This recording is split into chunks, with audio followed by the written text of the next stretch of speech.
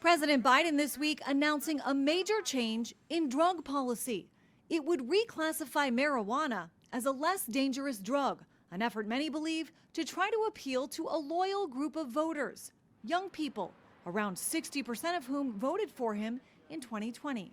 It's not just new efforts. This planet's not for profit. Biden has spent most of his presidency pushing policies to combat climate change and has many times attempted to forgive billions of dollars in student loan debt.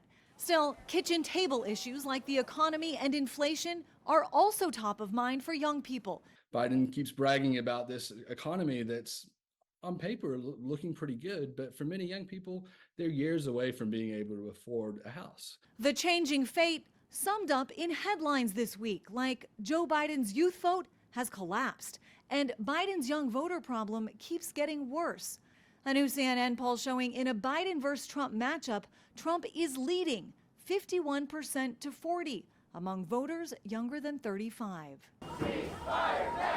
Over the last few months, many young people have cited President Biden's support for Israel as a reason why they won't support him.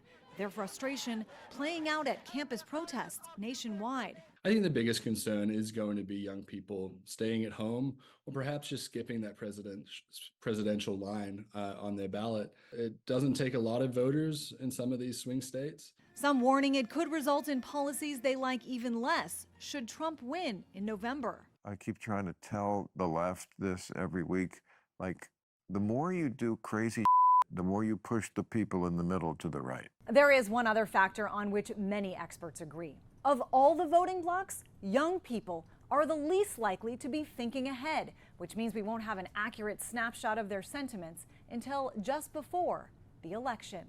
In Washington, I'm Christine Frizzau.